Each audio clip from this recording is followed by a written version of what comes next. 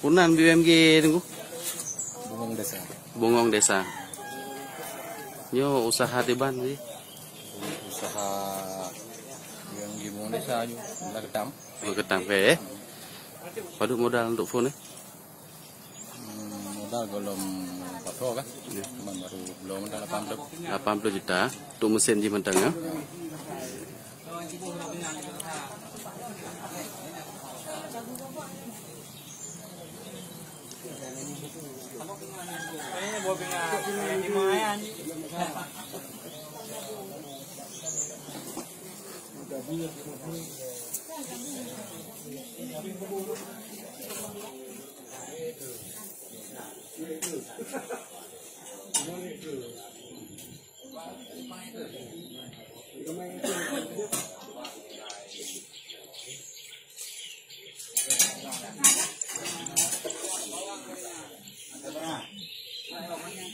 Peresmian BUMG Kampung Hujud.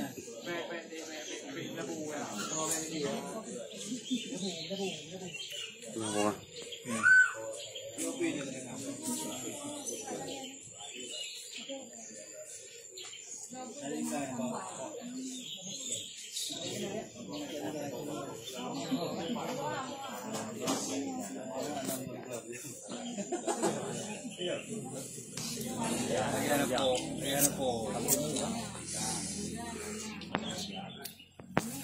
Nah, kalian di kiri ya.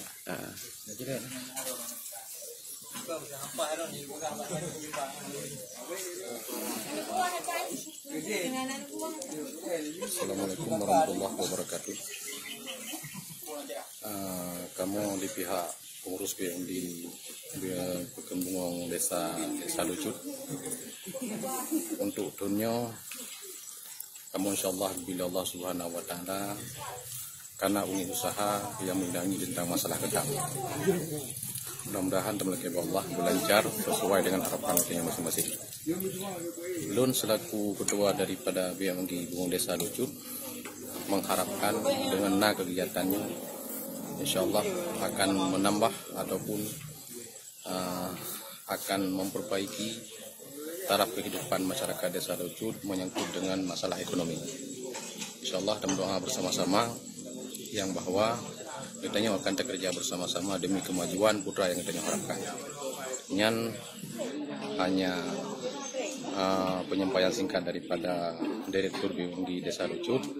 Mudah-mudahan menjadi contoh ataupun menjadi kesaboh contoh perbandingan saudara-saudara kamu yang mungkin akan mengembangkan bidang BUMG di kampung-kampung Bandung khususnya di Kecamatan Sawah. Hanya sekian. Assalamualaikum warahmatullahi wabarakatuh.